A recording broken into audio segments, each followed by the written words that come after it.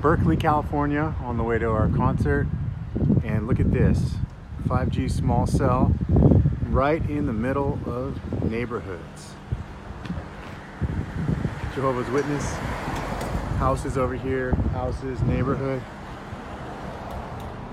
Look at that, unbelievable. They got the radios and the smart meter. Smart grid right there, T-Mobile. I just want to dip into the science here a little bit more, a few more studies on millimeter wave radiation. I'm just looking at your website here is linked. In 1977, there was a study, a Russian study that was declassified and approved for release by the CIA in 2012. And it's entitled Biological Effect of Millimeter Radio Waves. Forgive me to put you on the spot like this, but what can you tell us about that study, what it found, and its significance? Well, it was a Russian review of millimeter waves released by the CIA, and it showed that there were morphological, meaning that there were physical and biochemical damage in humans and animals from millimeter wave exposure.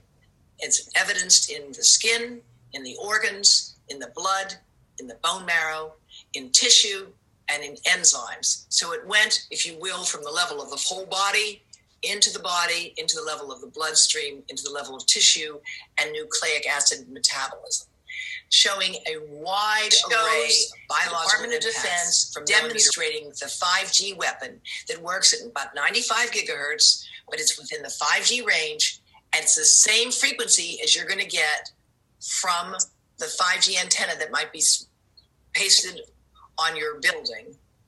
And it shows that when at a high power, it makes people's skin feel like it's on fire. On fire.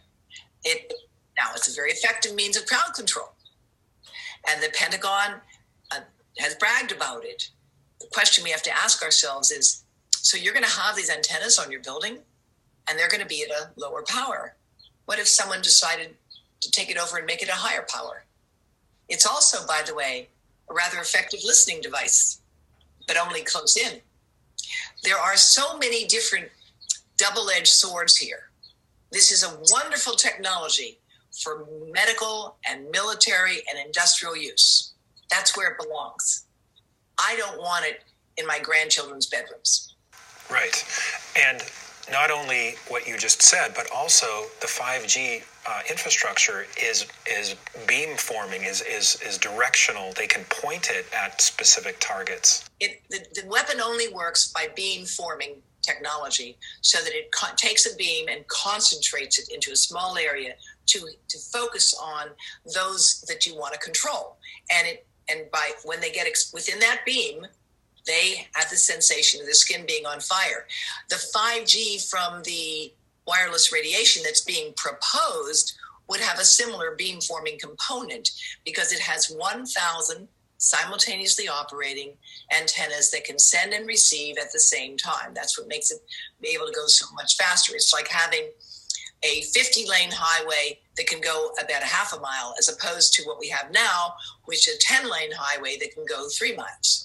So you're going to be able to go faster, but a shorter distance. Now, I don't think it's worth it. And I think we should do what the others are doing and try to wire the 5G into the system if you want it, if you want to pay for it. And some people do. You might like to have happen. That should be when you're about to unveil even more exposure to this radiation throughout the country.